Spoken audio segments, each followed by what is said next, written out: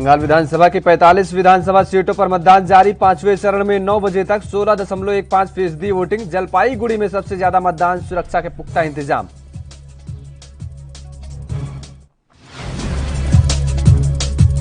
TMC सांसद महुआ मोइत्रा का PM Modi पर निशाना, कहा जनता कोरोना से लड़ रही है, पीएम मोदी लड़ रहे चुनाव।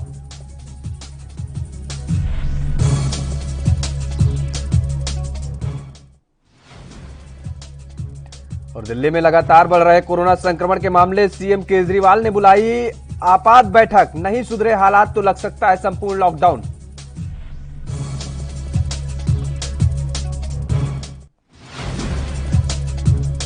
देश भर में कोरोना की रफ्तार तेज, भारत ने तोड़े सारे रिकॉर्ड। देश में 2,34,692 नए मामले, 1,341 कोरोना संक्रमितों की मौत। महाराष्ट्र सबसे ज्यादा प्रभावित।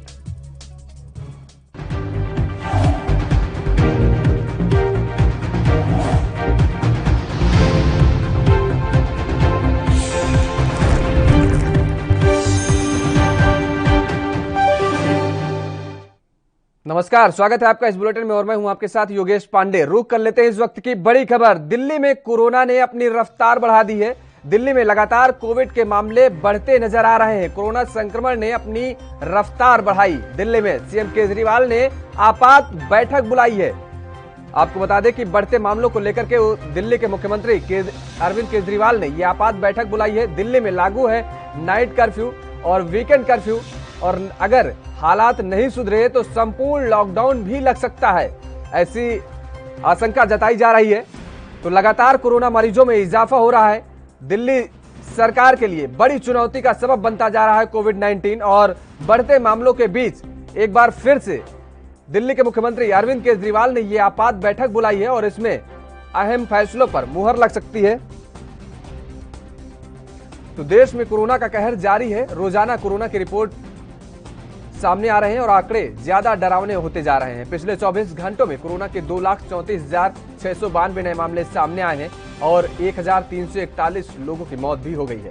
वहीं नए रिपोर्ट किए गए मामलों में महाराष्ट्र, उत्तर प्रदेश, दिल्ली, छत्तीसगढ़ और कर्नाटक सबसे आगे हैं। महाराष्ट्र में सबसे ज्यादा 63,729 नए मामले सामने आए हैं और उत्तर प्रदेश में 27,360 नए केस, जबकि दिल्ली में 19,486 नए मामले दर्ज किए गए हैं। जबकि छत्तीसगढ़ में 14,912 नए मामले और कर्नाटक में 14,859 नए मामले सामने आए हैं। इन 5 राज्यों में सबसे ज्यादा मामले रिपोर्ट किए गए हैं।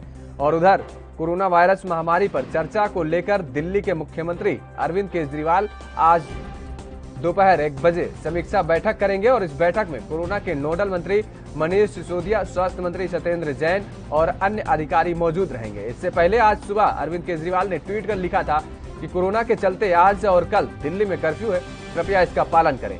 हम सबको मिलकर के कोरोना को हराना है। तो लगातार मामले बढ़ते जा रहे हैं कोरोना। और इसी खबर पर ज्यादा जानकारी के लिए हमारे साथ फोन लाइन पर जुड़ चुके हैं राजीव तिवारी। राजीव, जिस तरीके से लगातार कोविड के मामले बढ़ते जा रहे हैं दिल्ली में, सरकार के लिए चुनौती का सबब बनता जा रहा है कोविड-19, और आज ये जो आपात बैठक बुलाई है दिल्ली के मुख्यमंत्री ने, उसके बाद इन बैठक में क्या फैसले लिए जा सकते हैं?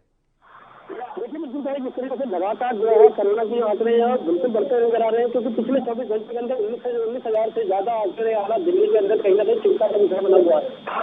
लेकिन हर तरीके से दिल्ली सरकार कोशिश कर रही है, मैं कोशिश के साथ साथ कहीं ना कहीं जनता का सहयोग भी चाहिए, क्योंकि जिस तरीके से वीकेंड कर्फ्यू का ऐलान किया गया है और लगातार कोशिश ये की जा रही है कि वीकेंड कर्फ्यू के अंदर लोग घरों से बाहर न निकले। जिस तरीके से कहीं ना कहीं थोड़ी बहुत लापरवाही देखने को मिली है, उसके लिए कहीं ना कहीं आईजी साहब ने खुद दिल्ली पुलिस को ऑर्डर दिए हुए और दिल्ली पुलिस लगातार सख्ती का पालन कर रही है। मगर जिस तरीके से लगातार अरविंद केजरीवाल जी है वो अस्पतालों के अंदर मुआयना कर रहे हैं, लगातार किसी भी चीज की कमी होने के लिए उनको हर तरीके से सुविधाएं दी जा रही है, बेड की सुविधाएं दी जा रही है, डॉक्टरों की सुविधाएं, जो पीपी किट की सुविधाएं, लगातार उनको बढ़ाया जा रहा है। मगर जो आज अरविंद केजरीवाल जी बैठक करेंगे, बैठक के अंदर फिर दोबारा से मुआयना करेंगे कि किसी भी चीज की दिक्कत न आए और बैठक की जो कोरोना की स्थिति है उससे कंट्रोल किया जाएगा।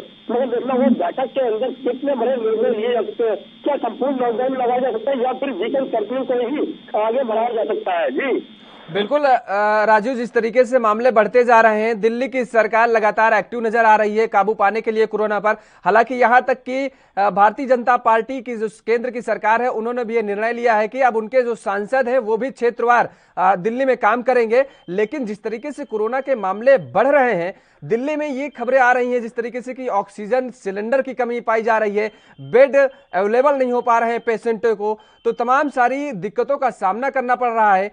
अरविंद केजरीवाल की जो सरकार है दिल्ली में, वो दावे कर रही है, तो क्या ये दावे जमीनी हकीकत से बिल्कुल इतर नजर आ रहे हैं? लेकिन जिस तरीके से लगातार जो दिल्ली सरकार है वो कोशिश करते नजर आ रही है, कहीं ना कहीं दावे जो है दिल्ली सरकार के वो कहीं ना कहीं विफल होते नजर आ रहे हैं। क्योंकि जिस तरीके से लगातार कहा जा रहा है कि वैक्सीन सुविधाएं हैं, गाड़ी की सुविधाएं है, मगर लगातार कहीं ना कहीं लापरवाही देखने मिल रही है। इसके साथ साथ कहीं ना कहीं जो कोरोना की रफ्तार है वो बढ़ती नजर आ रही है। खुद यहाँ पर हमारे साथ जो एमसीडी के मेयर है वो भी कहीं ना कहीं सैनिटाइजर का काम शुरू कर चुके हैं और लगातार कोशिश ये की जा रही है कि सैनिटाइजर के द्वारा कहीं ना कहीं निवेशक सोशल डिस्टेंसिंग बनाकर रखे और सैनिटाइजर के द्वारा कहीं ना कहीं जो मार्केट है वो तो साफ होती रहे और कहीं ना कहीं दिक्कतें खत्म होती रहे। जी बिल्कुल राजू, जिस तरीके से मामले बढ़ रहे हैं, हालांकि और आज सुबह ही दिल्ली के मुख्यमंत्री अरविंद केजरीवाल ने इस बात को कहा था कि जो लॉकडाउन लगा है उसका दिल्ली की जनता पालन करे। लेकिन देखने को यह मिल रहा है कि अब जो दिल्ली में जो प्रवासी मजदूर थे उनका पलायन का सिलसिला जारी हो गया है। जिस तरीके से अभी आपने जिक्र किया कि क्या संपूर्ण लॉकडाउन का ऐलान किया जा सकता है या निर्णय लिया जा सकता है, क्योंकि आज जो बैठक जारी है और लोगों का पलायन जारी हो चुका है दिल्ली से, तो आखिर क्या जो प्रवासी मजदूर हैं इनके लिए भी दिल्ली सरकार कुछ सोचने की तैयारी कर रही है? जिस तरीके से बात करें पलायन की, तो और लगातार कहीं ना कहीं जो लोग करा रहे हैं, क्योंकि जिस तरीके से लगातार लोगों को डर लग रहा है कि संपूर्ण लॉकडाउन लग सकता है, कहीं ना कहीं इसकी जरूरत करनी है। दिल्ली सरकार निरंतर कोशिश करती नजर आ रही है। देखना होगा कि कोशिश कितनी सफल हो पाती है। जी जी बिल्कुल राजू, मैंने ये पूछा कि क्या दिल्ली सरकार इन जो प्रवासी मजदूर हैं इनके लिए कोई घोषणा कर रही है या कोई ऐसी चर्चा, कोई बैठक में अभी तक कुछ निकल करके ऐसा आया कि इन जो प्रवासी मजदूर हैं इनका पलायन रुक सके?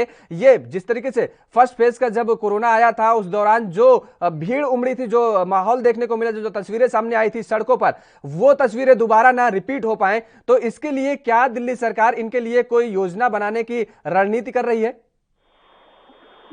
जिस तरीके से बात करें जो लोग दिल्ली से पलायन कर रहे हैं और दिल्ली सरकार की कुछ ना कुछ योजनाएं होनी चाहिए, क्योंकि पहले भी देखा था लगातार लोग दिल्ली छोड़कर जाने से मजबूर हो चुके थे, मगर वही सिलसिला अभी भी चलता नजर आ रहा है। मगर दिल्ली सरकार की तरफ इस तरफ कोई अभी ध्यान नहीं है। जो प्रवासी मजदूर है उनको रोकने के लिए कुछ सुविधाएं दी जा रही है। चलिए राजू, आप नजर बनाए रखिए और आपसे अपडेट लेते रहेंगे। तो जिस तरीके से लगातार कोविड के मामले बढ़ते जा रहे हैं और आज आपात बैठक बुलाई है दिल्ली के मुख्यमंत्री अरविंद केजरीवाल ने, कई अहम फैसले लिए जा सकते हैं। तो देश में फैल रहे कोरोना संक्रमण के बेकाबू रफ्तार को देखते हुए केंद्रीय माध्यमिक शिक्षा बोर्ड सीबीएसई ने 12वीं की बोर्ड परीक्षाएं स्थगित कर दी हैं। जो छात्र इस वर्ष 12वीं बोर्ड की परीक्षाएं देने वाले हैं उनके सामने अब भी अपने एग्जाम्स को लेकर स्थिति साफ नहीं है। बोर्ड ने जहां एक और 10वीं के एग्जाम रद्द कर दिए हैं, वहीं 12वीं की परीक्षाएं स्थगित की हैं और इस बात के संकेत दिए हैं कि परीक्षाएं आयोजित की जाएंगी। बोर्ड की तरफ से यह फैसला 14 अप्रैल को लिया गया है। और अब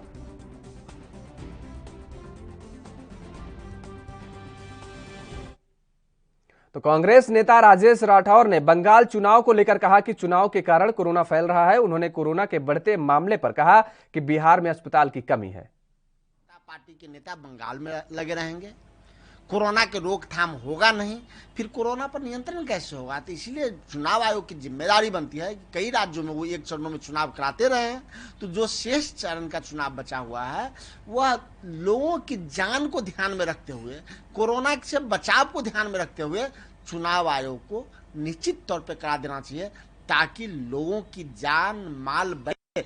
चूंकि यही भाजपा वाले पहले कहते थे कि तबलीगी जमात के लोगों ने कोरोना फैला दिया, आज तो उससे कई हजार गुना आगे भारतीय जनता पार्टी के लोग बढ़ गए हैं। जितनी तबलीगी जमात थी उसका कई सौ ज्यादा गुना भारतीय जनता पार्टी के लोग बंगाल में घूम रहे हैं। से आते हैं बिहार के तमाम हॉस्पिटल, एक तो हॉस्पिटल नहीं है, उसमें जगह खाली नहीं है, जितना ही जगह है ऑक्सीजन के लोग करा रहे हैं। तो ऑक्सीजन पहले हॉस्पिटल को मिले कैसे, ये सुनिश्चित हो। मुफ्त और पैसे से तो बात की बात हो रही है, पहले ऑक्सीजन की उपलब्धता, दवा की उपलब्धता, बेड की उपलब्धता, आईसीयू की उपलब्धता, वेंटिलेटर की उपलब्धता सरकार सुनिश्चित कराए, ये जरूरी है। अपने गांव वापस जाने के लिए मुंबई के लोकमान्य तिलक टर्मिनल पर बड़ी संख्या में प्रवासी मजदूर पहुंचे। एक प्रवासी मजदूर का कहना है कि काम बंद हो गया, अब हम पश्चिम बंगाल में अपने गांव जा रहे हैं। हम एक ही गांव के 18-19 लोग हैं। बता दें कि लोगों में लॉकडाउन का भय साफ देखने को मिल रहा है। उनका कहना है कि कमाने के लिए कुछ नहीं है, सब बंद है।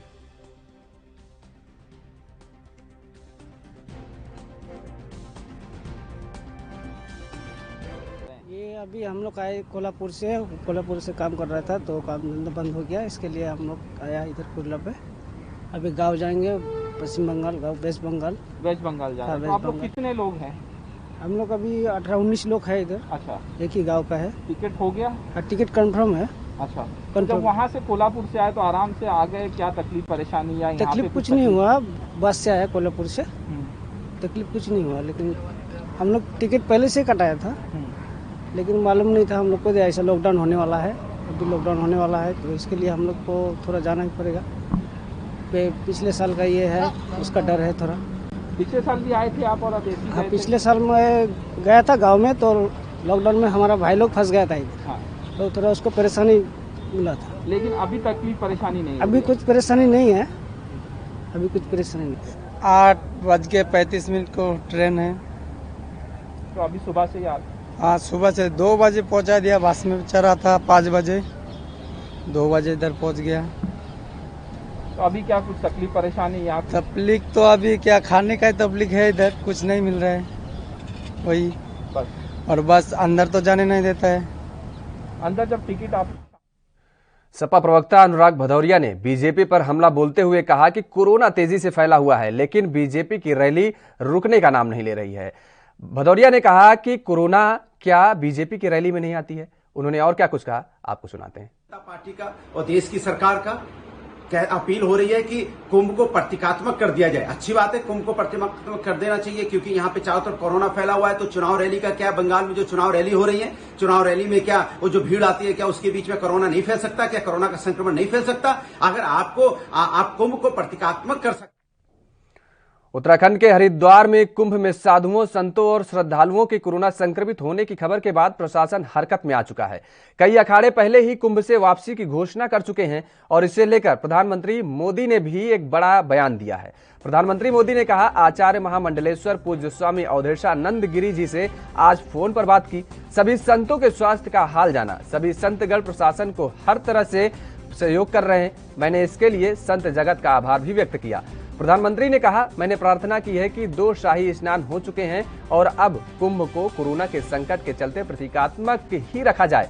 इससे इस संकट से लड़ाई को एक ताकत मिलेगी। प्रधानमंत्री ने जिस ट्वीट के माध्यम से ये बयान दिया है, वहीं प्रधानमंत्री के बयान पर अपनी टिप्पणी करते हुए महामंडलेश्वर अवधेशानंद गिरी ने कहा कि माननीय प्रधानमंत्री जी के आह्वान का हम सम्मान करते हैं। स्वयं और अन्यों के जीवन की रक्षा महत्वपूर्ण है।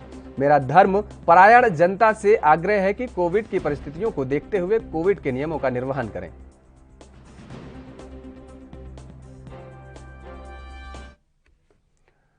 उत्तर प्रदेश में जिस तेजी से कोरोना पैर पसार रहा है, उसे देखते हुए अब निर्णायक फैसले लिए जा सकते हैं। कई स्थानों को कोविड सेंटर में बदलने की तैयारी हो रही है। लखनऊ में भी 1000 बेड वाला अस्पताल बनाने का फैसला लिया गया है।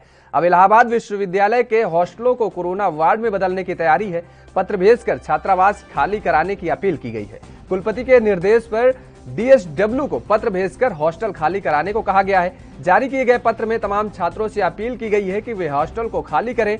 बढ़ते मामलों को देखते हुए विश्वविद्यालय को लगता है कि आने वाले दिनों में हॉस्टलों को अस्थायी तौर पर अस्पतालों में तब्दील किया जा सकता है। पत्र में लिखा गया है कि बढ़ते मामलों और अस्पताल में बेड की कमी के बात कही गई है और प्रदेश में डिजास्टर मैनेजमेंट एक्ट लागू है और यह एक्ट आपदा से निपटने के लिए लगाया गया है, क्योंकि अस्पतालों में बेड की कमी देखने को मिल रही है। इसलिए हॉस्टलों को अस्थायी तौर पर अस्पतालों में तब्दील किया जाए।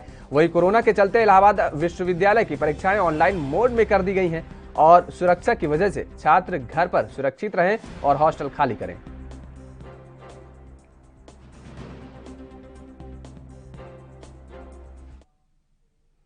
यहां रुकते हैं एक छोटे से ब्रेक के लिए, जल्द हाजिर होते हैं।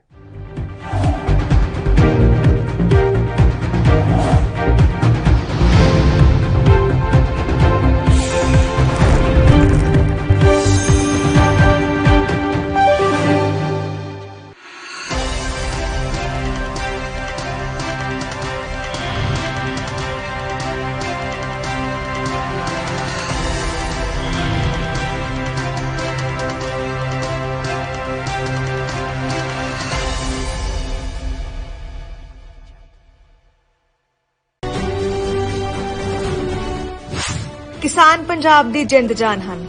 ਕੈਪਟਨ ਅਮਰਿੰਦਰ ਸਿੰਘ ਦੀ ਅਗਵਾਈ ਵਾਲੀ ਪੰਜਾਬ ਸਰਕਾਰ ਹਰ ਪੱਖ ਤੋਂ ਕਿਸਾਨਾਂ ਦੇ ਨਾਲ ਖੜੀ ਹੈ।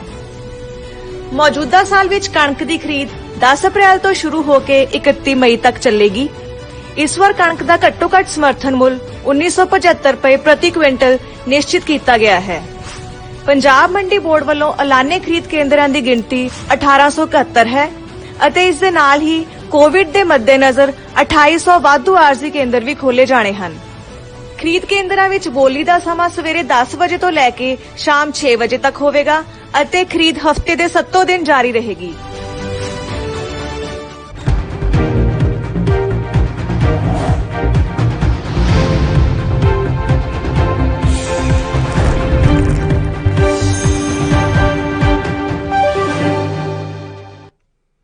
ब्रेक के बाद एक बार फिर आप सभी का स्वागत है। रुक कर लेते हैं अगली खबर का। राजधानी दिल्ली में लागू वीकेंड कर्फ्यू के दौरान पुलिसकर्मी वाहनों की जांच कर रहे हैं और राजधानी में वीकेंड कर्फ्यू सोमवार सुबह 5 बजे तक लागू रहेगा। बता दें कि कोरोना को लेकर सरकार सतर्क हो गई है। आपको ये भी बता दें कि कोरोना के आंकड़ों को देखते हुए दिल्ली सरकार ने वीकेंड लॉकडाउन भी लगा दिया है।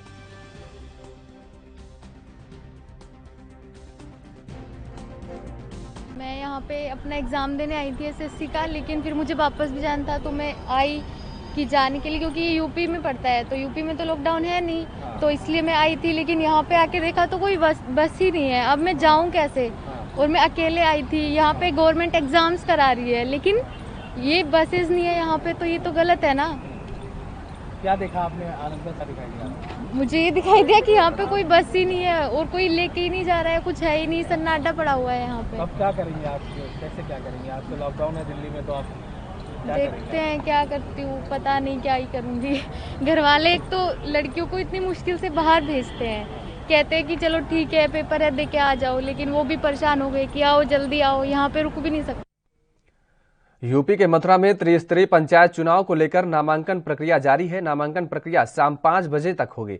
वहीं जिला पंचायत सदस्य पद के उम्मीदवार कलेक्ट्रेट स्थित जिला अधिकारी के न्यायालय कक्ष में नामांकन करा सकेंगे, जबकि ग्राम प्रधान, ग्राम पंचायत सदस्य, क्षेत्र पंचायत सदस्य पद के उम्मीदवार अपने अपने विकास खंड के कार्यालय पर नामांकन दाखिल कर सकेंगे। इसे लेकर तैयारी पूरी कर ली गई है और जिला पंचायत सदस्य पद के लिए आरओ की जिम्मेदारी वाणिज्य कर विभाग के ज्वाइंट कमिश्नर मनोज त्रिपाठी को सौंपी गई है, जबकि विकास खंड कार्यालय पर अलग अलग आरओ और एआरओ तैनात किए गए हैं।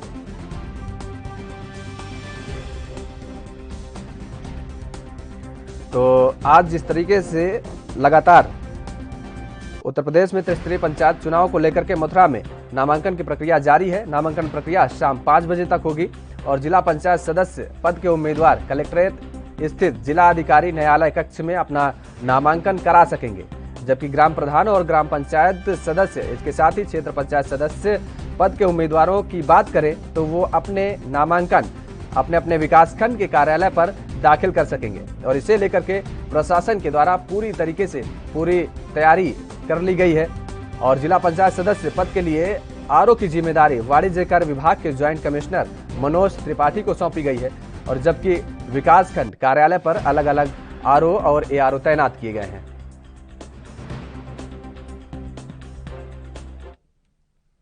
यूपी में पंचायत चुनाव चल रहे हैं, ऐसे में कहीं शराब तो कहीं लड्डू जलेबी बांटने के मामले सामने आ रहे हैं, तो कुछ उम्मीदवार अपने साथ समर्थन जुटाने के लिए बार बालाओं का भी सहारा ले रहे हैं। बदायूं से खबर सामने आई है, जहां बार बाला को नचाया जा रहा है और ये रंगारंग कार्यक्रम किसी और से नहीं बल्कि एक कथित रूप से शिक्षित, कर्मठ, जुझारू और ईमानदार बसपा उम्मीदवार गुलफाम ने आयोजित करवाया है। न कि कमाल की बात है, शिक्षा, कर्मठता, जुझारूपन और ईमानदारी तो बस ऐसे उम्मीदवारों में ही तो होती है। जानकारी के अनुसार इस वीडियो में जिला पंचायत सदस्य का प्रत्याशी काफी भीड़ जुटाकर बार बाला से डांस करवा रहा है। वीडियो बिसौली इलाके में लक्ष्मीपुर वार्ड संख्या 14 के एक गांव का बताया जा रहा है।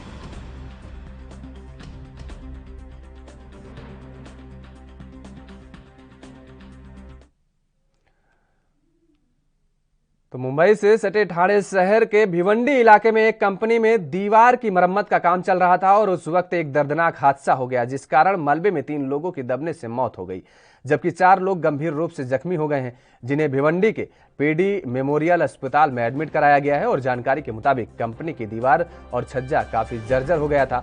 घटनास्थल पर पहुंचे पुलिस और बीएमसी ने दमकल की टीम की मदद से मलबे में दबे लोगों को बाहर निकाला। तो ये दर्दनाक हादसा हुआ है। दो की हालत गंभीर बताई जा रही है और जबकि जिस तरीके से जो मामला सामने आया तो पुलिस प्रशासन और मौके पर पहुंचा। दीवार गिरने से ये दर्दनाक हादसा बताया जा रहा है। 3 लोगों की मौके पर ही मौत हो गई और जबकि ये दीवार गिरने से 2 लोग गंभीर रूप से घायल हैं। उन्हें अस्पताल में भर्ती कराया गया है। बीएमसी की मदद से मलबे को बाहर हटाया गया और उसमें दबे हुए लोगों को बाहर निकाला गया है। बताया जा रहा है कि दीवार और छज्जा जर्जर हो गया था, जिसको मरम्मत का काम चल रहा था और ये बड़ा हादसा हुआ जिसमें 4 लोग घायल हो गए हैं और 3 की मौके पर ही मौत हो गई है।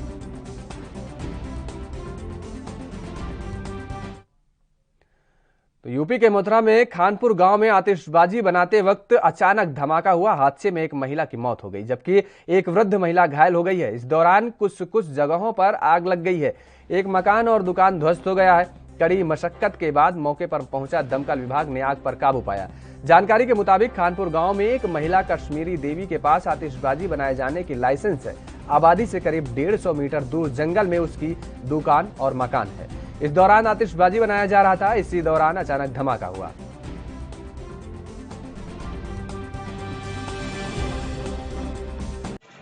क्या नाम है जी आपका? मेरा नाम अतर सिंह है। अतर सिंह, क्या घटना हुई है यहाँ? यहाँ पे एक बहुत बड़ा हादसा हुआ है जो यहाँ दारू कूटा की दुकान में जी, और एक महिला खत्म हो गई है। कौन थी वो महिला जो खत्म हुई है? उस महिला का नाम है अंजना और ऊषा जी, और उसकी सासू है जो कश्मीरी देवी है, उनके नाम से लाइसेंस है जी, और वो भी उनको घायल हो गई है। तो कैसे हादसा हुआ है यहाँ पे? क्या कर रहे थे लोग? ये अपना वो दारू वारू का काम कर रहे थे, जो दारू गोला वगैरह बनाते हैं जी, उसका काम कर रहे थे। तो मौके पे पुलिस पहुंची, सूचना दी किसी ने? हाँ सर, यहाँ से फोन किया और यहाँ मौके पे पुलिस आई, SHO साहब और भी बाहर से।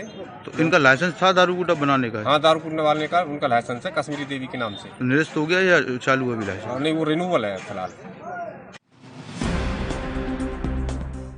तो ये दर्दनाक हादसा हुआ है। आतिशबाजी बनाते हुए वक्त धमाका हुआ है। हादसे में एक महिला की मौके पर ही मौत हो गई है और जिस तरीके से ये बताया जा रहा है कि दूसरी महिला गंभीर रूप से घायल भी हो गई है। गांव से बाहर निकल करके ये आतिशबाजी बनाने का काम किया जा रहा था। लाइसेंस था महिला के नाम और वहां जंगल में ये मकान और वहीं पर उसकी दुकान थी जहां पर यह हादसा हुआ है।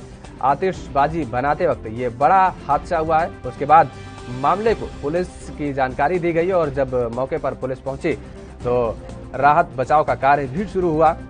यूपी के मथुरा से ये खबर आई है और जहां पर हादसे में एक महिला की मौके पर ही मौत हो गई है। तो ये बड़ा हादसा हुआ है यूपी के मथुरा में। यूपी के हापुड़ में देश के लिए 2 बार वर्ल्ड चैंपियन रहे युवा महावीर विनोद राणा उर्फ छोटा खली आज भी बेरोजगार हैं। सरकार की अनदेखी के चलते गेहूं की फसल काट अपने परिवार का पालन पोषण को मजबूर हैं। विनोद राणा ने देश के लिए कई गोल्ड मेडल भी जीते हैं, लेकिन सरकार से कोई मदद नहीं मिल पा रही है, जिससे उनकी प्रतिभा छिप रह गई है। महावीर विनोद राणा ने सरकार से मदद की गुहार लगाई है और उम्मीद है कि सरकार से मदद मिलेगी।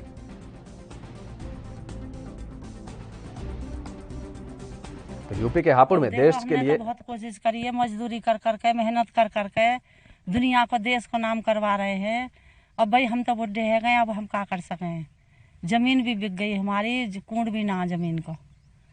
आके देखो, मजदूरी कर रहे हैं सब, बहू बालक सब। हम खाने को तो पालन करेंगे ही। सरकार अपने ऐसी है, कुछ तो याकू करे, कुछ याकू नौकरी दे दे, पैसा मत दे, नौकरी दे दो कहीं भी सरकारी याकू, जासू अपने याके गुजारा, जिंदगी कट जा। अब बताओ हम काले पालन पोषण करेंगे? हम तो बड़े बूढ़े आदमी हैं, हमने तो बहुत मदद करी। जमीन भी सब जो ही 2-4 बीघा वो भी बेच दी। अब बस घर को घोंसला रहेगा, ये भी बिक जाएगा जब कोई मदद ना करेगा। तो कई बार गोल्ड मेडल जीते हैं या देश के 5-6 पोस्ट जीतो है, विदेशन में जीत के आयो, कहीं की सुनाई ना है। तो ये यूपी के हापुड़ से खबर है जहां देश के लिए 2 बार वर्ल्ड चैंपियन रहे युवा महावीर विनोद राणा की कहानी है। और महावीर राणा को छोटा खली नाम से भी जाना जाता है, जो कि आज बेरोजगार हैं। सरकार की अनदेखी के चलते गेहूं की फसल काटकर अपने परिवार का किसी तरीके से पालन पोषण करने को मजबूर हैं। और विनोद राणा ने देश के लिए कई गोल्ड मेडल भी जीते हैं, लेकिन सरकार से उनको कोई मदद नहीं मिल पा रही है, जिससे आज उनकी प्रतिभा छिपी रह गई है और महावीर विनोद राणा ने सरकार से मदद की गुहार लगाई है और उम्मीद है कि सरकार की मदद मिलेगी। हालांकि सरकार लाख दावे करती है कि जिस तरीके से देश के युवाओं में छुपी प्रतिभा को निखारने का काम किया जा रहा है, लेकिन ये जो मामला सामने आया है यूपी के हापुड़ से, ये बेहद हैरान कर देने वाला है कि जो व्यक्ति देश के लिए 2-2 गोल्ड मेडल जीत करके लाया, आज वही बेरोजगार है और किसी तरीके से खेती बाड़ी कर करके और गेहूं की फसल काट के अपने घर का भरण पोषण करने को मजबूर है। सरकार से गुहार लगाई है मदद की, लेकिन देखने वाली बात अब ये होगी कि आखिर सरकार सुनती है या फिर ऐसे ही किसी तरीके से भरण पोषण करके अपने घर का भरण पोषण करते रहेंगे। 2 बार वर्ल्ड चैंपियन रहे महावीर विनोद। यूपी के हापुड़ के धौलाना थाना क्षेत्र से सड़क हादसे की घटना सामने आई है। जानकारी के मुताबिक एक ट्रक से तेज रफ्तार में जा रही थी, मोटरसाइकिल टकरा गई और इस हादसे में मोटरसाइकिल सवार 2 युवकों की मौके पर ही मौत हो गई है। वहीं घटना की सूचना मिलते ही मौके पर पहुंची पुलिस ने शवों को कब्जे में लेकर पोस्टमार्टम के लिए जिला अस्पताल भिजवा दिया है और मामले की जांच जारी है। तो यूपी के हापुड़ के धौलाना थाना क्षेत्र से सड़क हादसा की यह घटना सामने आई है। दर्दनाक सड़क हादसा हुआ है, जहां पर ट्रक से तेज रफ्तार जा रही मोटरसाइकिल टकरा गई है और मौके पर ही मोटरसाइकिल सवार 2 युवकों की मौत हो गई है। घटना की सूचना मिलते ही मौके पर पुलिस पहुंची और शवों को कब्जे में लेकर पोस्टमार्टम के लिए जिला अस्पताल भिजवा दिया है। मामले की जांच में पुलिस टीम लगी हुई है।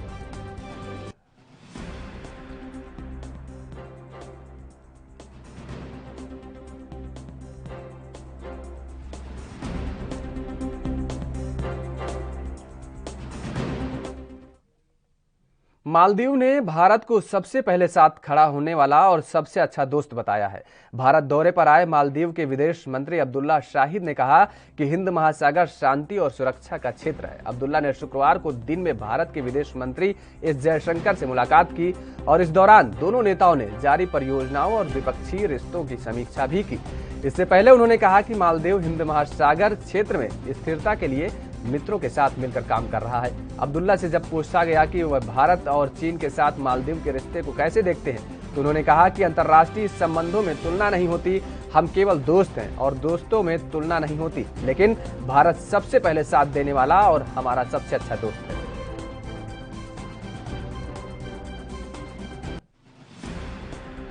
तो मालदीव ने भारत का सबसे पहले अपने साथ खड़ा होने वाला और सबसे अच्छा दोस्त बताया है। आपको बता दें कि भारत दौरे पर मालदीव के विदेश मंत्री अब्दुल्ला शाहिद आए हुए, तो उन्होंने कहा हिंद महासागर शांति और सुरक्षा का क्षेत्र है। अब्दुल्ला ने शुक्रवार को दिन में भारत के विदेश मंत्री एस जयशंकर से मुलाकात भी की थी और इस दौरान दोनों नेताओं ने जारी परियोजनाओं और द्विपक्षीय रिश्तों की समीक्षा भी की थी। हालांकि इस दौरान उन्होंने कहा कि मालदीव हिंद महासागर क्षेत्र में स्थिरता के लिए मित्रों के साथ मिलकर काम कर रहा है।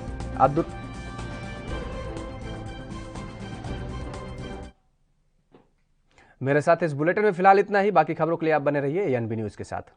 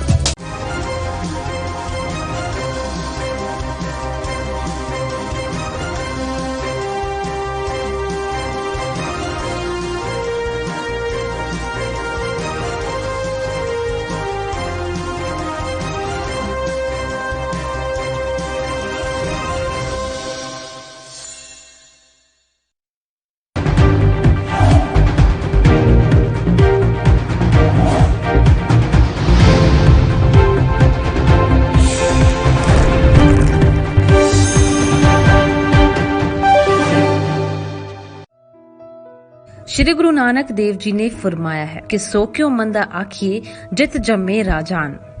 पंजाब यानी गुरुआं पीरां पैगंबरां संतां ते सूरबीरां दी धरती। इस धरती ते श्री गुरु नानक देव जी दी बाणी हमेशा ही आत्मिक सुकून दिंदी है। इस धरती ते पैदा होईयां मावां दियां कुखां चों गुरुआं पीरां पैगंबरां संतां ते सूरबीरां ने जन्म लिया है। माता गुजर कौर नूं कौन भुल सकदा है ते ना ही कोई माई भागो नूं।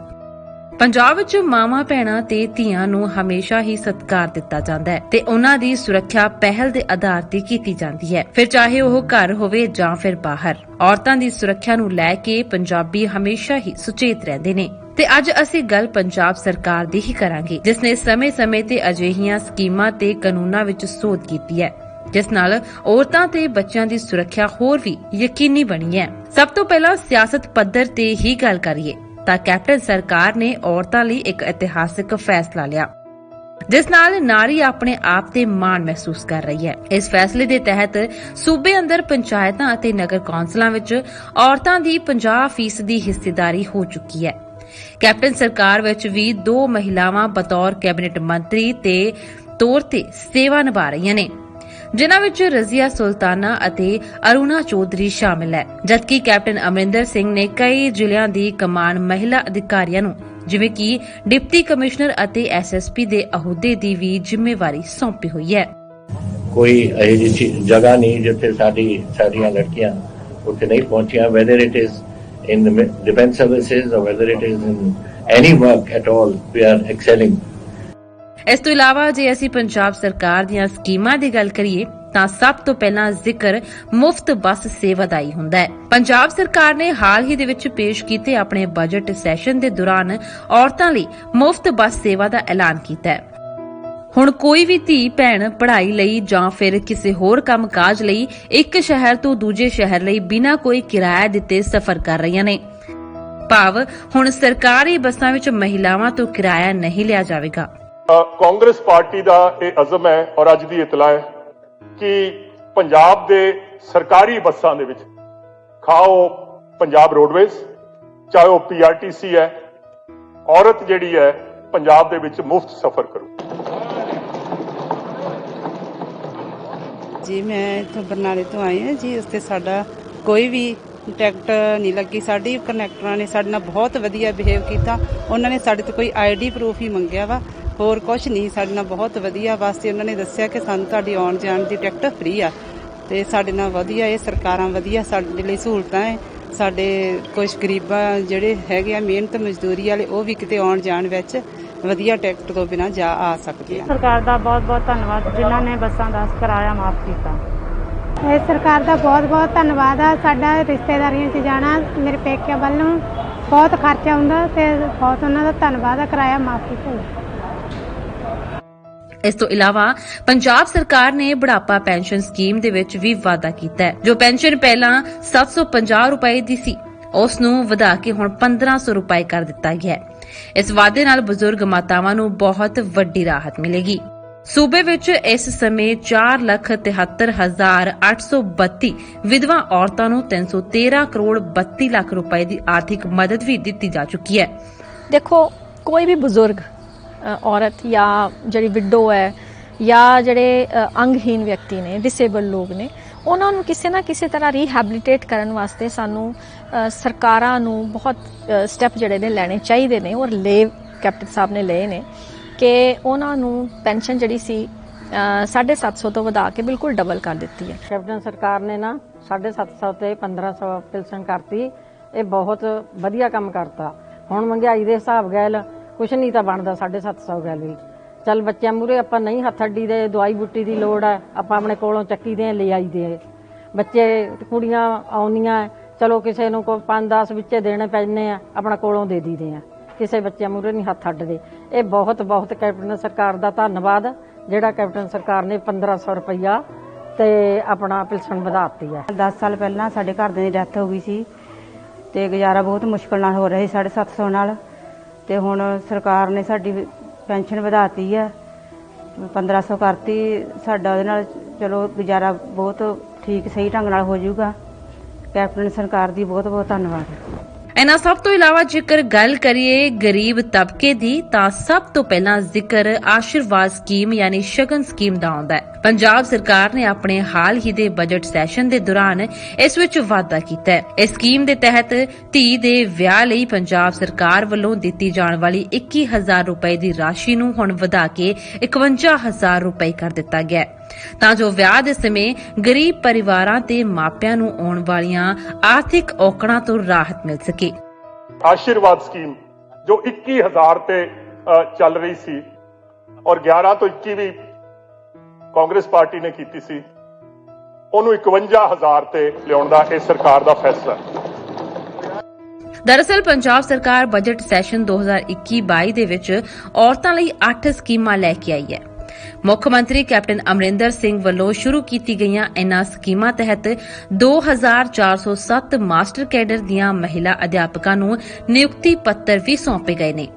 ਇੱਥੇ ਬਸ ਨਹੀਂ ਹੈ, ਮੁੱਖ ਮੰਤਰੀ ਵੱਲੋਂ ਔਰਤਾਂ ਲਈ ਸਾਂਝ ਸ਼ਕਤੀ ਪੁਲਿਸ ਹੈਲਪਲਾਈਨ ਯੋਜਨਾ ਤੇ ਪੁਲਿਸ ਹੈਲਥ ਡੈਸਕ ਦੀ ਸ਼ੁਰੂਆਤ ਵੀ ਕੀਤੀ ਗਈ ਹੈ। ਸਾਂਝ ਸ਼ਕਤੀ ਹੈਲਪ ਡੈਸਕ ਅਤੇ 181 ਸਾਂਝ ਸ਼ਕਤੀ ਹੈਲਪਲਾਈਨ ਪੰਜਾਬ ਦੇ ਸਾਰੇ ਥਾਣਿਆਂ ਵਿੱਚ ਸ਼ੁਰੂ ਕੀਤੀਆਂ ਗਈਆਂ ਨੇ। ਇਸ ਵਿੱਚ ਮੁੱਖ ਤੌਰ ਤੇ ਮਹਿਲਾ ਆਪਰੇਟਰ ਕੰਮ ਕਰਨਗੀਆਂ ਤਾਂ ਜੋ ਔਰਤਾਂ ਦੇ ਖਿਲਾਫ ਜੁਰਮਾਂ ਪ੍ਰਤੀ ਸੰਵੇਦਨਸ਼ੀਲ ਜਵਾਬ ਦਿੱਤਾ ਜਾ ਸਕੇ। 181 ਸਕੀਮ ਦੀ ਅਗਰ ਗੱਲ ਕਰੀਏ ਤਾਂ ਮਾਨਯੋਗ ਸੀਐਮ ਪੰਜਾਬ ਵੱਲੋਂ 8 ਮਾਰਚ ਨੂੰ ਇੰਟਰਨੈਸ਼ਨਲ ਵਿਮਨ ਡੇ ਤੇ ਇਹ ਫਲੈਗਸ਼ਿਪ ਪ੍ਰੋਗਰਾਮ ਸ਼ੁਰੂ ਕੀਤਾ ਗਿਆ ਸੀ। ਰੋਪੜ ਜ਼ਿਲ੍ਹੇ ਦੀ ਅਗਰ ਗੱਲ ਕਰੀਏ ਤਾਂ ਪਿਛਲੇ 15 ਦਿਨਾਂ ਤੇ ਲਗਭਗ ਜੋ ਹੈ 40 ਕੰਪਲੇਂਟਸ ਜੋ ਹੈ 181 ਪਲੇਟਫਾਰਮ ਦੇ ਰਾਹੀਂ ਆਈ ਹੈਗੀ, ਜਿਸ 'ਚ 7 ਕੰਪਲੇਂਟ ਰੈਡ ਫਲੈਗ ਵਾਲੀ ਸੀਗੀ, ਜਿਸ 'ਚ ਪੁਲਿਸ ਨੇ ਵਿਦਿਨ ਨੋ ਟਾਈਮ 24 ਘੰਟੇ ਦੇ ਅੰਦਰ ਉਸਦਾ ਜੋ ਵੀ ਐਕਸ਼ਨ ਟੇਕਨ ਜੋ ਰਿਪੋਰਟ ਬਣਦੀ ਸੀ ਉਹ ਕੀਤਾ ਹੈਗਾ।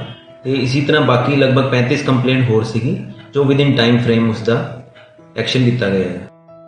ਪੰਜਾਬ ਸਰਕਾਰ ਅੰਤਰਰਾਸ਼ਟਰੀ ਏਜੰਸੀਆਂ ਨਾਲ ਵੀ ਰਾਬਤਾ ਕਰ ਰਹੀ ਹੈ। ਇਸ ਦਾ ਉਦੇਸ਼ ਔਰਤਾਂ ਦੇ ਅਧਿਕਾਰਾਂ ਦੀ ਰਾਖੀ, ਉਹਨਾਂ ਨੂੰ ਜੁਰਮਾਂ ਤੋਂ ਬਚਾਉਣਾ ਤੇ ਸਕੂਲੀ ਸਿਲੇਬਸ ਵਿੱਚ ਔਰਤ ਮਰਦ ਬਰਾਬਰਤਾ ਬਾਰੇ ਸੰਵੇਦਨਸ਼ੀਲ ਕੋਰਸਾਂ ਦੀ ਸ਼ੁਰੂਆਤ ਕਰਨਾ ਹੈ। ਸੂਬਾ ਸਰਕਾਰ ਨਾਲ ਜੁੜੀਆਂ ਏਜੰਸੀਆਂ ਵਿੱਚੋਂ UN ਵੂਮਨ, ਸੰਯੁਕਤ ਰਾਸ਼ਟਰ ਵਿਕਾਸ ਫੰਡ, UN ਜਨਸੰਖਿਆ ਫੰਡ, ਅਬਦੁਲ ਲਤੀਫ ਜਮੀਲ ਗਰੀਬੀ ਐਕਸ਼ਨ ਲੈਬ ਅਤੇ FUEL ਸ਼ਾਮਿਲ ਨੇ। ਇਨ੍ਹਾਂ ਸੰਸਥਾਵਾਂ ਦੀ ਸਹਾਇਤਾ ਦੇ ਨਾਲ ਪੰਜਾਬ ਸਰਕਾਰ ਔਰਤਾਂ ਲਈ ਹੁਨਰ ਸਿਖਲਾਈ ਨੂੰ ਵਧਾਉਣ ਲਈ, ਉਹਨਾਂ ਲਈ ਰੋਜ਼ਗਾਰ ਯੋਗਤਾ ਦੀ ਪਛਾਣ ਕਰਨਾ ਅਤੇ ਵਿਸਥਾਰ ਕਰਨ ਲਈ, ਉਹਨਾਂ ਦੀਆਂ ਸ਼ਕਤੀਆਂ ਵਧਾਉਣ ਲਈ ਤੇ ਅਨੀਮੀਆ ਵਰਗੀ ਬਿਮਾਰੀ ਦੇ ਖਾਤਮੇ ਲਈ ਕੇਂਦਰਿਤ ਇੱਕ ਮੁਹਿੰਮ ਸ਼ੁਰੂ ਕਰਨਾ ਹੈ।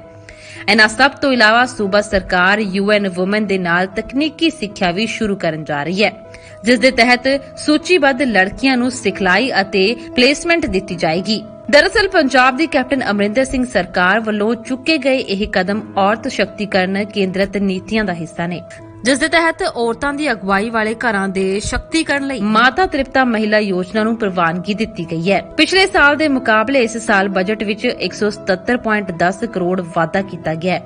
ਵੱਖ-ਵੱਖ ਵਿਭਾਗਾਂ ਵੱਲੋਂ 105 ਉਪ ਯੋਜਨਾਵਾਂ ਲਾਗੂ ਕੀਤੀਆਂ ਜਾਣਗੀਆਂ ਨੇ।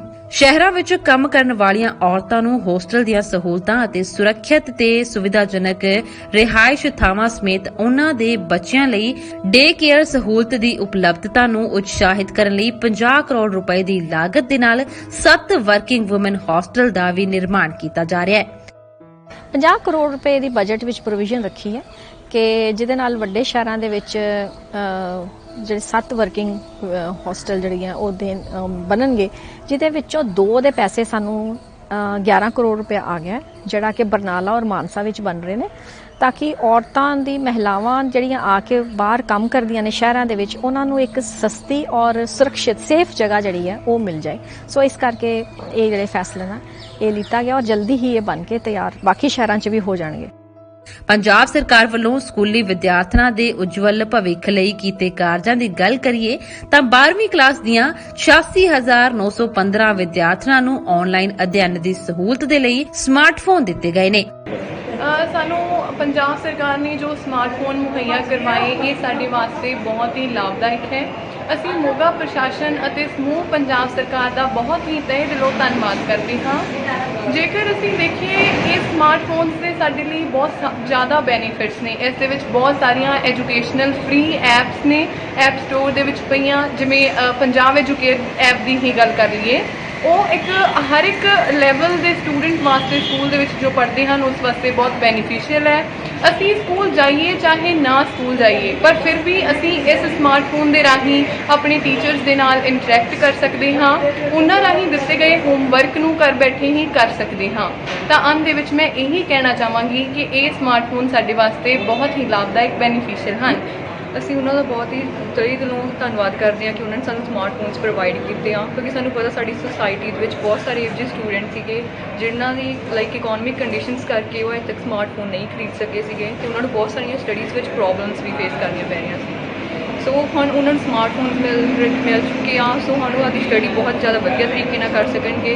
ਸੋ ਵੀ ਵੁੱਡ ਲਾਈਕ ਟੂ ਥੈਂਕ ਬੱਚੇ ਹੈ ਅੱਜ ਕੱਲ੍ਹ ਜਿਹੜਾ ਆਨਲਾਈਨ ਦਾ ਸਾਰੇ ਪੜ੍ਹਾਈ ਦਾ ਹੋ ਗਿਆ। ਤੁਸੀਂ ਦੇਖ ਰਹੇ ਹੋ ਕੋਵਿਡ ਕਰਕੇ ਸਕੂਲਸ ਜਿਹੜੇ ਆ ਉਹ ਸਾਡੇ ਜਿਹੜੇ ਫਿਜ਼ੀਕਲ ਕਲਾਸਿਸ ਨਹੀਂ ਲੱਗਦੀਆਂ, ਆਨਲਾਈਨ ਚੱਲ ਰਹੀਆਂ। ਉਹ ਬੱਚੇ ਜਿਨ੍ਹਾਂ ਕੋਲ ਫੋਨ ਫੈਸਿਲਿਟੀ ਨਹੀਂ ਹੈ ਸੀ ਉਹਨਾਂ ਨੂੰ ਵੀ ਹੁਣ ਸਮਾਰਟਫੋਨ ਦਿੱਤਾ ਜਾ ਰਿਹਾ ਤਾਂ ਕਿ ਉਹ ਆਪਣੀ ਪੜ੍ਹਾਈ ਅੱਛੀ ਤਰ੍ਹਾਂ ਕਰ ਸਕਣ। ਸਕੂਲ ਦੀਆਂ ਵਿਦਿਆਰਥਣਾਂ ਦੀ ਸਕੂਲ ਛੱਡਣ ਦੀ ਦਰ ਨੂੰ ਘਟਾਉਣ ਸੰਬੰਧੀ ਯਤਨਾਂ ਦੇ ਨਤੀਜੇ ਵਜੋਂ ਇਹ ਦਰ 2018 ਤੋਂ 19 ਵਿੱਚ 4.24% ਤੋਂ ਘਟ ਕੇ 2019 ਤੇ 20 ਦੇ ਵਿੱਚ 1.85% ਹੋ ਗਈ ਹੈ। ਪੰਜਾਬ ਦੇ ਸਰਕਾਰੀ ਸਕੂਲਾਂ ਵਿੱਚ ਪੜ੍ਹ ਰਹੇ ਕੁੱਲ 25.5 ਲੱਖ ਵਿਦਿਆਰਥੀਆਂ ਵਿੱਚੋਂ 13 ਲੱਖ ਤੋਂ ਵੱਧ ਲੜਕੀਆਂ ਨੇ, ਜੋ ਕੁੱਲ ਗਿਣਤੀ ਦੇ ਅੱਧੇ ਤੋਂ ਵੀ ਵੱਧ ਨੇ। ਸੁਲਤਾਨਪੁਰ ਲੋਧੀ ਵਿਖੇ ਲੜਕੀਆਂ ਲਈ ਬੇਬੇ ਨਾਨਕੀ ਕਾਲਜ ਅਤੇ ਮਲੇਰਕੋਟਲਾ ਵਿਖੇ ਨਿਊ ਗਰਲਜ਼ ਕਾਲਜ ਦਾ ਐਲਾਨ ਵੀ ਕੀਤਾ ਗਿਆ ਹੈ। ਕਲਾਸ 6ਵੀਂ ਤੋਂ 12ਵੀਂ ਦੀਆਂ 6.85 ਲੱਖ ਵਿਦਿਆਰਥਣਾਂ ਨੂੰ ਮਾਹਵਾਰੀ ਸਵੱਛਤਾ ਵਿੱਚ ਸੁਧਾਰ ਲਈ ਸੈਨੇਟਰੀ ਪੈਡ ਵੀ ਦਿੱਤੇ ਜਾ ਰਹੇ ਨੇ। 3599 ਹਾਈ ਅਤੇ ਸੀਨੀਅਰ ਸੈਕੰਡਰੀ ਸਕੂਲਾਂ ਵਿੱਚ 992.94 ਲੱਖ ਰੁਪਏ ਦੀ ਲਾਗਤ ਦੇ ਨਾਲ ਸੈਨੇਟਰੀ ਪੈਡ, ਵੈਂਡਿੰਗ ਅਤੇ ਇਨਸੈਨਰੇਟਰ ਮਸ਼ੀਨਾਂ ਲਗਾਈਆਂ ਗਈਆਂ ਨੇ। 4125 ਹੋਰ ਸਕੂਲਾਂ ਵਿੱਚ ਮਸ਼ੀਨਾਂ ਲੱਗਣ ਲਈ ਵੀ ਤਿਆਰ ਨੇ। ਇਸੇ ਤਰ੍ਹਾਂ ਪੋਸ਼ਣ ਅਭਿਆਨ ਦੇ ਤਹਿਤ ਜਨਨੀ ਸ਼ਿਸ਼ੂ ਸੁਰੱਖਿਆ ਕਾਰਜਕ੍ਰਮ ਤਹਿਤ ਗਰਭਵਤੀ ਮਹਿਲਾਵਾਂ ਨੂੰ ਪਹਿਲੀ ਤਿਹਾਈ ਤੋਂ ਲੈ ਕੇ ਜਣੇਪੇ ਤੱਕ ਸਾਰੀਆਂ ਸਹੂਲਤਾਂ ਮੁਫਤ ਪ੍ਰਦਾਨ ਕੀਤੀਆਂ ਜਾਂਦੀਆਂ ਨੇ। ਇਸ ਯੋਜਨਾ ਵਿੱਚ ਟੀਕਾਕਰਨ, ਟੈਸਟ, ਐਂਬੂਲੈਂਸ ਸਹੂਲਤ, ਇੱਕ ਅਲਟਰਾਸਾਊਂਡ ਅਤੇ ਦਵਾਈਆਂ ਸ਼ਾਮਲ ਨੇ। ਜਣੇਪੇ ਤੋਂ ਬਾਅਦ ਵੀ ਮਹਿਲਾਵਾਂ ਨੂੰ ਭੋਜਨ ਅਤੇ ਹੋਰ ਡਾਕਟਰੀ ਸਹੂਲਤਾਂ ਮੁਫਤ ਪ੍ਰਦਾਨ ਕੀਤੀਆਂ ਜਾਂਦੀਆਂ ਨੇ। ਜਨਨੀ ਸੁਰੱਖਿਆ ਯੋਜਨਾ ਤਹਿਤ ਡਿਲੀਵਰੀ ਤੋਂ ਬਾਅਦ BPL ਅਤੇ ਅਨੁਸੂਚਿਤ ਜਾਤੀ ਦੀਆਂ ਮਹਿਲਾਵਾਂ ਨੂੰ 700 ਰੁਪਏ ਦੀ ਵਿੱਤ ਸਹਾਇਤਾ ਵੀ ਪ੍ਰਦਾਨ ਕੀਤੀ ਜਾਂਦੀ ਹੈ। ਸਰਕਾਰੀ ਹਸਪਤਾਲਾਂ ਵਿੱਚ 5 ਸਾਲ ਦੀ ਉਮਰ ਦੀਆਂ ਲੜਕੀਆਂ ਨੂੰ ਸਾਰੀਆਂ ਇਲਾਜ ਸੇਵਾਵਾਂ ਮੁਫਤ ਦਿੱਤੀਆਂ ਜਾਂਦੀਆਂ ਨੇ। ਇਸੇ ਤਰ੍ਹਾਂ ਕੈਂਸਰ ਕੰਟਰੋਲ ਪ੍ਰੋਗਰਾਮ ਤਹਿਤ ਮਹਿਲਾਵਾਂ ਨੂੰ ਬੱਚੇਦਾਨੀ ਅਤੇ ਛਾਤੀ ਦੇ ਕੈਂਸਰ ਤੋਂ ਬਚਾਉਣ ਦੇ ਲਈ ਵਿਸ਼ੇਸ਼ ਟੈਸਟ ਵੀ ਕੀਤੇ ਜਾ ਰਹੇ ਨੇ। ਮੁੱਖ ਮੰਤਰੀ ਕੈਂਸਰ ਰਾਹਤ ਫੰਡ ਤਹਿਤ 1.5 ਲੱਖ ਰੁਪਏ ਤੱਕ ਦੀਆਂ ਮੈਡੀਕਲ ਸੇਵਾਵਾਂ ਪ੍ਰਦਾਨ ਕੀਤੀਆਂ ਜਾਂਦੀਆਂ ਨੇ। ਇਸ ਤੋਂ ਇਲਾਵਾ ਸਰਬੱਤ ਸਿਹਤ ਬੀਮਾ ਯੋਜਨਾ ਤਹਿਤ 5 ਲੱਖ ਰੁਪਏ ਤੱਕ ਦਾ ਇਲਾਜ ਮੁਫਤ ਪ੍ਰਦਾਨ ਕੀਤਾ ਜਾਂਦਾ ਹੈ। ਸੂਬੇ ਵਿੱਚ ਤਕਰੀਬਨ 2820 ਸਿਹਤ ਅਤੇ ਤੰਦਰੁਸਤੀ ਕੇਂਦਰ ਸਥਾਪਿਤ ਕੀਤੇ ਗਏ ਨੇ, ਜਿਸ ਵਿੱਚ 27 ਬਿਮਾਰੀਆਂ ਦਾ ਇਲਾਜ ਕੀਤਾ ਜਾ ਰਿਹਾ ਹੈ ਅਤੇ ਕਮਿਊਨਿਟੀ ਸਿਹਤ ਅਧਿਕਾਰੀਆਂ ਵੱਲੋਂ ਪਿੰਡ ਪੱਧਰ ਤੇ ਲੋੜੀਂਦੇ ਟੈਸਟ ਕੀਤੇ ਜਾ ਰਹੇ ਨੇ। ਸਾਡੇ ਹਸਪਤਾਲ 'ਚ ਬਹੁਤ ਸਾਰੀਆਂ ਸਕੀਮਾਂ ਜਿਹੜੀਆਂ ਚੱਲਦੀਆਂ। ਸਭ ਤੋਂ ਪਹਿਲਾਂ ਜਿਹੜੀਆਂ ਮਦਰਸ ਲਈ, ਪ੍ਰੈਗਨੈਂਟ ਮਦਰ ਲਈ ਰਜਿਸਟ੍ਰੇਸ਼ਨ ਫ੍ਰੀ ਹੁੰਦੀ ਆ ਸਭ ਤੋਂ ਪਹਿਲਾਂ, ਤੇ ਫਿਰ ਉਹਨਾਂ ਦਾ ਜਿਹੜਾ ਐਂਟੀਨੇਟਲ ਚੈੱਕਅਪ ਆ ਉਹ ਫ੍ਰੀ ਕੀਤਾ ਜਾਂਦਾ। ਉਹਨਾਂ ਦੇ ਸਾਰੇ ਜਿਹੜੇ ਟੈਸਟ ਆ ਉਹ ਫ੍ਰੀ ਹੁੰਦੇ ਆ। ਉਹਨਾਂ ਦੀ ਜਿਹੜੀ ਡਿਲੀਵਰੀ ਆ ਉਹ ਫ੍ਰੀ ਹੁੰਦੀ ਆ। ਡਿਲੀਵਰੀ ਭਾਵੇਂ ਨਾਰਮਲ ਹੋਵੇ ਭਾਵੇਂ ਸੀਜ਼ੇਰੀਅਨ ਹੋਵੇ। ਤੇ ਇਸ ਦੌਰਾਨ ਜਿੰਨਾ ਚਿਰ ਜਿਹੜੀਆਂ ਇਹ ਮਦਰਸ ਸਾਡੇ ਕੋਲ ਰਹਿੰਦੇ ਆ ਤਾਂ ਇਹਨਾਂ ਨੂੰ ਅਸੀਂ ਫ੍ਰੀ ਡਾਈਟ ਦਿੱਤੀ ਜਾਂਦੀ ਹੈ। ਤੇ ਜਿਹੜਾ ਬੱਚਾ ਹੈਗਾ ਉਹਦਾ ਵੀ ਜਿਹੜੇ ਟੈਸਟ ਹੈ ਜਾਂ ਉਹਦਾ ਸਾਰਾ ਜਿਹੜਾ ਟ੍ਰੀਟਮੈਂਟ ਹੈ ਉਹ ਫ੍ਰੀ ਕੀਤਾ ਜਾਂਦਾ। ਤੇ ਫਿਰ ਜਦੋਂ ਅਸੀਂ ਇਹਨਾਂ ਨੂੰ ਘਰ ਛੱਡ ਕੇ ਆਉਣਾ, ਸਾਡੀ ਜਿਹੜੀ ਐਂਬੂਲੈਂਸ ਆ ਉਹ ਫ੍ਰੀ ਛੱਡ ਕੇ ਆਉਂਦੀ ਹੈਗੀ ਆ। ਸਮਾਜ ਵਿੱਚ ਕਈ ਅਸਮਾਜਿਕ ਤੱਤ ਵੀ ਨੇ ਤੇ ਕਈ ਅਜਿਹੀ ਮਾੜੀ ਪ੍ਰਵਿਰਤੀ ਵਾਲੇ ਲੋਕ ਵੀ ਨੇ ਜੋ ਕੁੜੀਆਂ ਦੇ ਚਿਹਰੇ ਤੇ ਤੇਜ਼ਾਬ ਸੁੱਟ ਕੇ ਉਹਨਾਂ ਦੀ ਜ਼ਿੰਦਗੀ ਬਰਬਾਦ ਕਰ ਚੁੱਕੇ ਨੇ। ਪਰ ਪੰਜਾਬ ਸਰਕਾਰ ਨੇ ਇਹਨਾਂ ਧੀਆਂ ਦੇ ਸਿਰ ਉੱਤੇ ਹੱਥ ਰੱਖ ਕੇ ਮਾਪਿਓ ਹੋਣ ਦਾ ਫਰਜ਼ ਨਿਭਾਇਆ ਹੈ। ਇੱਕ ਨਵੀਂ ਸਕੀਮ ਸ਼ੁਰੂ ਕੀਤੀ ਜਿਸ ਤਹਿਤ ਐਸਿਡ ਅਟੈਕ ਦੇ ਪੀੜਤਾਂ ਦੇ ਮੁੜ ਵਸੇਬੇ ਅਤੇ ਐਸਿਡ ਅਟੈਕ ਕਾਰਨ 40% ਅਪਾਹਜ ਹੋ ਚੁੱਕੀਆਂ ਪੀੜਤਾਂ ਨੂੰ ਸਵੈ ਨਿਰਭਰ ਬਣਾਉਣ ਦੇ ਲਈ 8000 ਰੁਪਏ ਪ੍ਰਤੀ ਮਹੀਨਾ ਦੀ ਵਿੱਤ ਸਹਾਇਤਾ ਦਾ ਐਲਾਨ ਕੀਤਾ ਗਿਆ ਹੈ। ਕੁੱਲ 24 ਲਾਭਪਾਤਰੀਆਂ ਨੂੰ ਇਸ ਦਾ ਲਾਭ ਮਿਲ ਗਿਆ ਹੈ। ਇੱਕ ਬੜਾ ਹੀ ਇੱਕ ਘਿਨੌਣਾ ਇੱਕ ਕੰਮ ਹੈ ਜਿਹੜਾ ਸਮਾਜ ਦੇ ਰਹਿਣ ਵਾਲੇ ਹੀ ਲੋਕ ਇਸ ਤਰ੍ਹਾਂ ਦਾ ਕੰਮ ਕਰਦੇ ਨੇ। ਬੜੇ ਦੁੱਖ ਨਾਲ ਕਹਿਣਾ ਪੈਂਦਾ ਹੈ ਕਿ ਸਾਡੇ ਪੰਜਾਬ 'ਚ ਵੀ 24 ਐਸੇ ਕੇਸਿਸ ਨੇ ਜਿਨ੍ਹਾਂ ਦੀ ਰੀਹੈਬਿਲਿਟੇਸ਼ਨ ਵਾਸਤੇ ਸਰਕਾਰ 8000 ਰੁਪਇਆ ਮਹੀਨਾ ਦਿੰਦੀ ਹੈ ਔਰ FIR ਲੌਜ ਹੋਣ ਤੇ ਉਹਨਾਂ ਦੀ ਟ੍ਰੀਟਮੈਂਟ ਵਾਸਤੇ 3 ਲੱਖ ਰੁਪਇਆ ਵੀ ਉਹਨਾਂ ਨੂੰ ਮਦਦ ਵਾਸਤੇ ਦਿੱਤਾ ਜਾਂਦਾ ਹੈ। ਪੰਜਾਬ ਸਰਕਾਰ ਬਾਲ ਵਿਆਹ ਨੂੰ ਲੈ ਕੇ ਵੀ ਫਿਕਰਮੰਦ ਹੈ। ਪਿੰਡ ਪੱਧਰ ਤੇ ਹੀ ਬਾਲ ਵਿਆਹ ਰੋਕਣ ਦੀਆਂ ਕੋਸ਼ਿਸ਼ਾਂ ਕੀਤੀਆਂ ਜਾਂਦੀਆਂ ਨੇ। ਇਨ੍ਹਾਂ ਕੋਸ਼ਿਸ਼ਾਂ ਦੇ ਕਾਰਨ ਹੀ ਸੂਬੇ ਵਿੱਚ ਵਿਸ਼ੇਸ਼ ਕਰਕੇ ਤਾਲਾਬੰਦੀ ਦੌਰਾਨ 32 ਬਾਲ ਵਿਆਹਾਂ ਤੇ ਰੋਕ ਲੱਗੀ ਸੀ।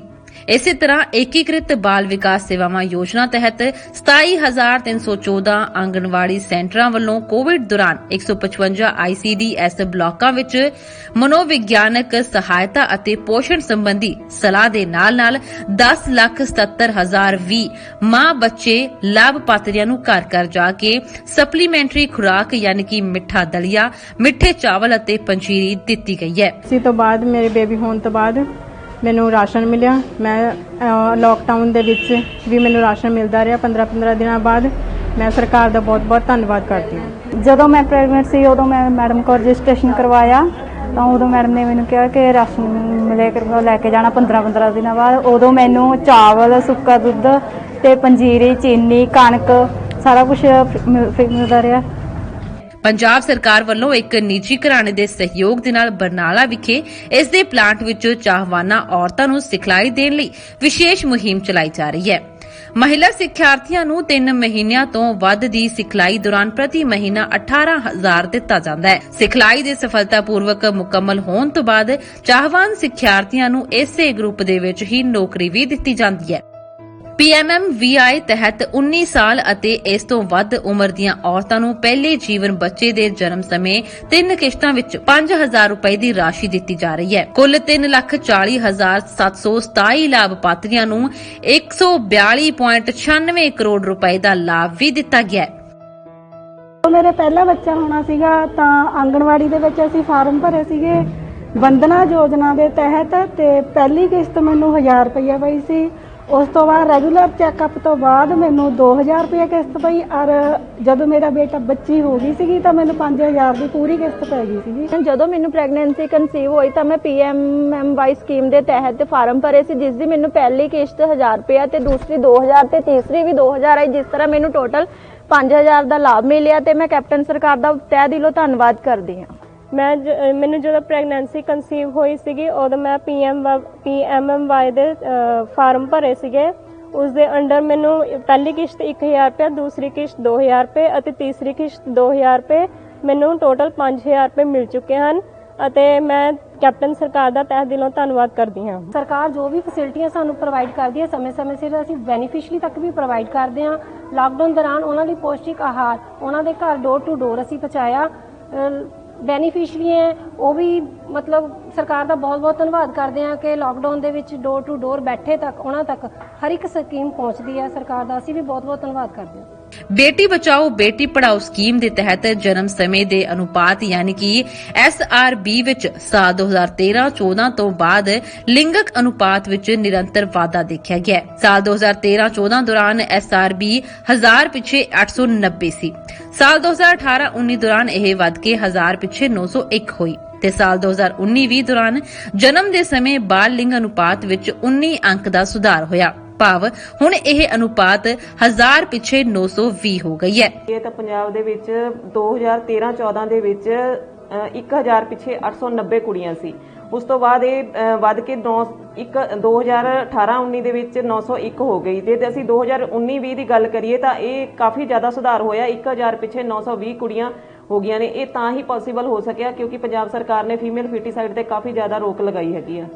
ਸਾਰੇ ਜ਼ਿਲ੍ਹਿਆਂ ਵਿੱਚ ਵਨ ਸਟਾਪ ਕੇਂਦਰ ਯਾਨੀ ਕਿ OSC ਸਕੀਮ ਨੂੰ ਕਾਰਜਸ਼ੀਲ ਕੀਤਾ ਗਿਆ ਤਾਂ ਜੋ ਔਰਤਾਂ ਨੂੰ ਐਮਰਜੈਂਸੀ ਰਿਸਪੌਂਸ ਪ੍ਰਦਾਨ ਕਰਨ ਅਤੇ ਬਚਾਅ ਸੇਵਾਵਾਂ, ਡਾਕਟਰੀ ਸਹਾਇਤਾ, FIR, NCR, DIR ਦਰਜ ਕਰਨ ਵਿੱਚ ਔਰਤਾਂ ਨੂੰ ਸਹਾਇਤਾ ਦੇਣ। ਮਾਨਸਿਕ ਸਮਾਜਿਕ ਸਹਾਇਤਾ, ਸਲਾਹ ਮਸ਼ਵਰਾ, ਕਾਨੂੰਨੀ ਸਹਾਇਤਾ ਅਤੇ ਸਰਵਜਨਕ ਜਾਂ ਫਿਰ ਨਿੱਜੀ ਖੇਤਰ ਵਿੱਚ ਕਿਸੇ ਵੀ ਕਿਸਮ ਦੀ ਹਿੰਸਾ ਤੋਂ ਪ੍ਰਭਾਵਿਤ ਔਰਤਾਂ ਲਈ ਸ਼ਾਰਟ ਸਟੇ ਸੇਵਾਵਾਂ ਮੁਹੱਈਆ ਕਰਵਾਈਆਂ ਜਾ ਸਕਣ। ਇਸ ਦੇ ਤਹਿਤ ਬਠਿੰਡਾ, ਬਰਨਾਲਾ, ਫਤਿਹਗੜ੍ਹ, ਫਾਜ਼ਿਲਕਾ, ਗੁਰਦਾਸਪੁਰ, ਜਲੰਧਰ, ਕਪੂਰਥਲਾ, ਮੋਗਾ, ਮੁਕਤਸਰ SBS ਨਗਰ ਵਿੱਚ OSC ਦੀਆਂ 10 ਨਵੀਆਂ ਇਮਾਰਤਾਂ ਮੁਕੰਮਲ ਕੀਤੀਆਂ ਗਈਆਂ ਨੇ ਅਤੇ ਹੋਰ 6 ਨਵੀਆਂ ਇਮਾਰਤਾਂ ਤਰਨਤਾਰਨ, ਅੰਮ੍ਰਿਤਸਰ, ਫਰੀਦਕੋਟ, ਹੁਸ਼ਿਆਰਪੁਰ, ਲੁਧਿਆਣਾ ਅਤੇ ਸੰਗਰੂਰ ਵਿੱਚ ਜਲਦ ਹੀ ਮੁਕੰਮਲ ਹੋ ਜਾਣ ਦੀ ਵੀ ਉਮੀਦ ਹੈ।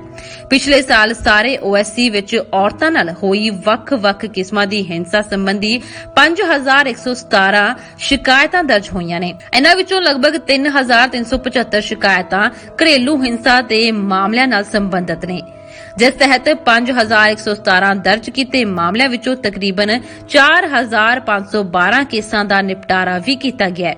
ਵਨ ਸਟਾਪ ਸੈਂਟਰ ਇੱਕ ਹੀ ਛੱਤ ਨੀਚੇ 5 ਸਹਾਇਤਾਵਾਂ ਦਿੰਦਾ ਹੈ। ਪੁਲਿਸ ਸਹਾਇਤਾ, ਮੈਡੀਕਲ ਸਹਾਇਤਾ, free legal aid, free legal counselling, shelter 5 ਦਿਨਾਂ ਲਈ ਪੀੜਿਤ ਔਰਤਾਂ ਨੂੰ ਦਿੱਤਾ ਜਾਂਦਾ ਹੈ, ਜਿਸ ਵਿੱਚ ਉਹਨਾਂ ਨੂੰ ਰਹਿਣਾ, ਸਹਿਣਾ, ਖਾਣਾ ਪੀਣਾ ਪੰਜਾਬ ਸਰਕਾਰ ਵੱਲੋਂ ਮੁਫਤ ਮੁਹੱਈਆ ਕਰਾਇਆ ਜਾਂਦਾ ਹੈ। ਪੀੜਿਤ ਮਹਿਲਾ ਕੋਈ ਵੀ ਹੋ ਸਕਦੀ ਹੈ, ਕਿਸੇ ਵੀ ਉਮਰ ਦੀ ਹੋ ਸਕਦੀ ਹੈ। ਵਨ ਸਟਾਪ ਸੈਂਟਰ ਲਈ ਅਪਰੋਚ ਕਰਨ ਲਈ ਉਹ ਖੁਦ ਵੀ ਆ ਸਕਦੀ ਹੈ, ਕਿਸੇ NGO ਦੇ ਥਰੂ ਵੀ ਆ ਸਕਦੀ ਹੈ, ਆਪਣੇ ਕਿਸੇ ਰਿਲੇਟਿਵ ਥਰੂ ਵੀ ਆ ਸਕਦੀ ਹੈ।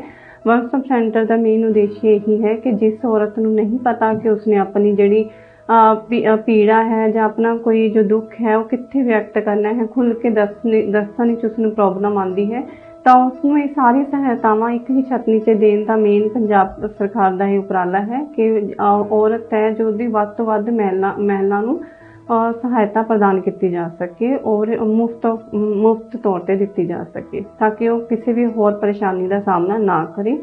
ਇਸ ਸੱਚਾਈ ਤੋਂ ਕੋਈ ਮੁਨਕਰ ਨਹੀਂ ਹੋ ਸਕਦਾ ਕਿ ਘਰ ਔਰਤਾਂ ਨਾਲ ਹੀ ਵਸਦੇ ਨੇ ਅਤੇ ਔਰਤਾਂ ਨਾਲ ਹੀ ਸਮਾਜ। ਔਰਤ ਤੋਂ ਬਗੈਰ ਸਮਾਜ ਅਧੂਰਾ ਹੈ ਅਤੇ ਹੁਣ ਉਹ ਜ਼ਮਾਨਾ ਨਹੀਂ ਰਿਹਾ ਜਦੋਂ ਔਰਤਾਂ ਨੂੰ ਨੀਵਾਂ ਸਮਝਿਆ ਜਾਂਦਾ ਸੀ। ਹੁਣ ਔਰਤ ਘਰ ਦਾ ਗਹਿਣਾ ਬਣ ਚੁੱਕੀ ਹੈ। ਘਰ ਤੋਂ ਲੈ ਕੇ ਦੇਸ਼ ਦੀ ਪਾਰਲੀਮੈਂਟ ਤੱਕ ਔਰਤ ਤੋਂ ਬਗੈਰ ਸਭ ਕੁਝ ਅਧੂਰਾ ਹੈ। ਸੋ ਅੱਜ ਦੀ ਔਰਤ ਦੁਨੀਆ ਦੇ ਹਰ ਕੰਮ ਵਿੱਚ ਅੱਗੇ ਹੈ ਤੇ ਪੁਰਸ਼ ਤੋਂ ਕਿਸੇ ਵੀ ਤਰ੍ਹਾਂ ਪਿੱਛੇ ਨਹੀਂ। ਸੋ ਕਿਉਂ ਮੰਦਾ ਆਖੀਏ ਜਿਤ ਜੰਮਿਆ ਰਾਜਾਨ।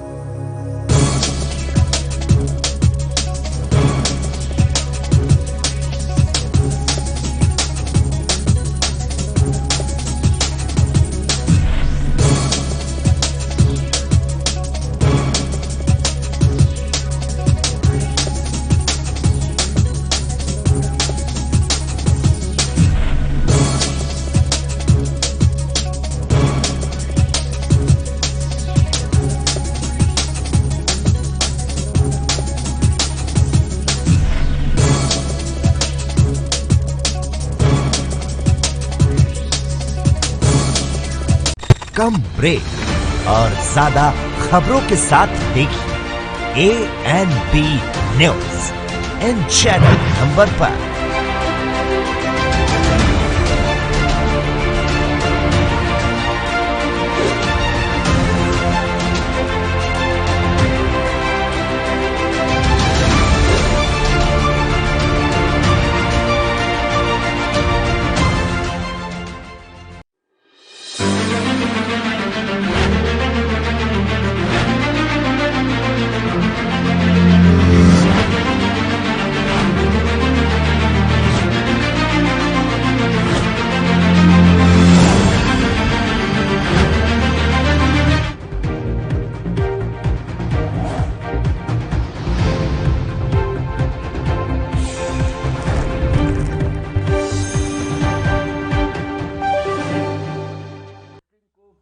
जितना ज़्यादा हम बढ़ाएंगे, जितना ज़्यादा इसमें इंश्योर करेंगे कि RT-PCR टेस्ट मैक्सिमम हो और 70-30 के जो रेशो की बात की जाती है उससे भी ज़्यादा करेंगे तो और भी अच्छा होता है। 15 लाख के करीब देश की रोज़ टेस्ट करने की कैपेसिटी आज विकसित हुई हुई है और इवन ये पूरी की पूरी कैपेसिटी लगभग हम आज यूटिलाइज कर रहे हैं।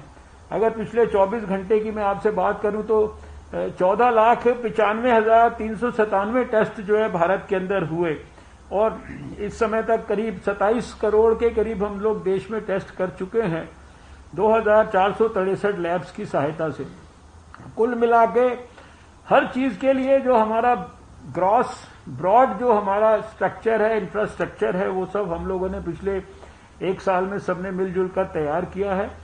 और मैं आपको इस बात का विश्वास दिलाता हूं कि जिस भी प्रकार की जो भी चीजों की अगर आप ठीक ढंग से अपने यहाँ एनालिसिस करके और सर्ज को कल्पना करके भविष्य के लिए प्लान करके इंफ्रास्ट्रक्चर के संदर्भ में और दूसरी चीजों के संदर्भ में भारत सरकार को जो भी चीजें सही समय पर प्रोजेक्ट करेंगे, हम उन सारी चीजों के अंदर और विशेष रूप से जो आजकल बेड्स के बारे में, ऑक्सीजन के बारे में, कुछ दवाइयों के बारे में जो भी बातचीत चलती है, जो हमारे लेवल पर जितने एक्शंस लेने हैं, we have initiated all of them and now we want to hear from you also कि उसके संदर्भ में आपने क्या क्या किया है और उसमें हमारे से आपकी क्या क्या एक्सपेक्टेशंस हैं। इन्हीं कुछ प्रिलिमिनरी रिमार्क्स के साथ मैं अभी डॉक्टर जो सुजीत सिंह जी हैं, जिनको लगातार आप लोग पूरे कोविड के दौरान सुनते रहे हैं, सारे देश का वो सर्वेलेंस का काम और ये जो रिलेटेड एक्टिविटीज हैं उनको सुपरवाइज करते हैं बाकी हमारे अधिकारियों की साथ मिलके। तो मैं उनको रिक्वेस्ट करूंगा कि एक ब्रीफ प्रेजेंटेशन और उसमें वो आपको सभी चीजों की कल्पना देंगे कि अभी ऑक्सीजन के संदर्भ में, बेड्स के संदर्भ में, वैक्सीनेशन के संदर्भ में, या हमारे जो अभी जो आज के प्रेजेंट जो रेट्स हैं हमारे वायरस के ग्रोथ के बारे में, या दूसरी जीनोम सीक्वेंसिंग इत्यादि के बारे में, सब चीजों के बारे में वो आपको पर्याप्त जानकारी देंगे। और फिर मैं चाहूंगा कि एक एक स्टेट के हेल्थ मिनिस्टर जो है अपनी जो भी प्रतिक्रिया है, टिप्पणी है, और हम समझते हैं कि जो बहुत ज्यादा डाटा से ज्यादा अगर आप लोग हमें बिल्कुल पिन पॉइंटेड कुछ चीजें बताएंगे जिसमें हम भी आपको आपके कोविड के खिलाफ जंग में सहायता कर सकें, तो वो हमारे लिए ज्यादा यूजफुल होगा। मैं डॉक्टर सुजीत सिंह से अनुरोध करता हूं कि वो अपना प्रेजेंटेशन सभी हमारे माननीय स्वास्थ्य मंत्रियों के सामने प्रस्तुत करें। Thank you very much, sir, and very good morning to all of you. Honorable Health Minister, sir, Honorable Health Ministers of various states who have joined virtually, Honorable Secretary Health, sir,